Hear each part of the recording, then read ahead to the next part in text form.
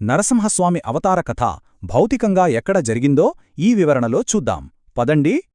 అసలు చావే లేకుండా వరం పొందిన ఒక రాక్షసుని చంపటమెలా సాధ్యం? మన కథలో అసలైన ప్రశ్న ఇదే. మనిషి, జంతువు, పగలు, రాత్రి, ఇంటా బయట ఏ ఆయుధంతోనూ చావు రాకూడదని హిరణ్యకశిపుడు ఒక కఠినమైన వరం పొందాడు.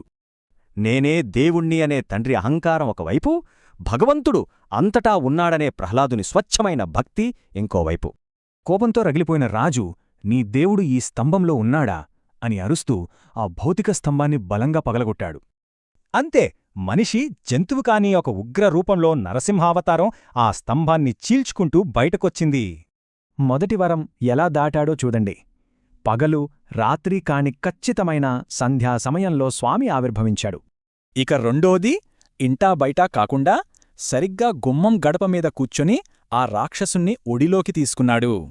చివరిగా ఎలాంటి ఆయుధాలు వాడకుండా తన పదునైన సింహపు గోళ్లతో హిరణ్యకశిపుని సంహరించి ఆ వరాన్ని జయించాడు. అయితే ఇదంతా కేవలం ఒక కథ కాదు.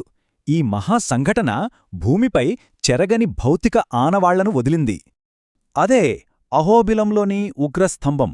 స్వామి ఉద్భవించినప్పుడు నిలువున రెండుగా చీలిపోయిన భారీ రాతి స్తంభంలా ఈ కొండ కనిపిస్తుంది. కష్టమైన ట్రెక్కింగ్ చేసి అక్కడికి వెళ్తే నరసింహస్వామి పాదముద్రలు, ఒక కాషాయ జెండా సాక్ష్యంగా ఇప్పటికీ దర్శనమిస్తాయి.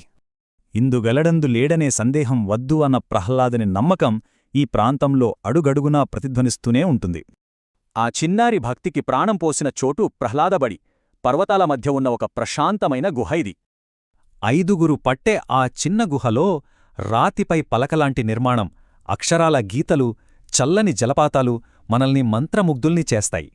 మొత్తంగా చూస్తే అహోబిలంలో ప్రాచీన పురాణాలకు మన కంటికి కనిపించే భౌగోళిక సత్యాలకు మధ్య అసలు హద్దులేలేవనిపిస్తుంది. ఒక పురాణ గాథ ఇలా కొండపై భౌతిక పాదముద్రలు వదిలితే అది కేవలం కథ మాత్రమే ఎలా అవుతుంది? ఆలోచించండి.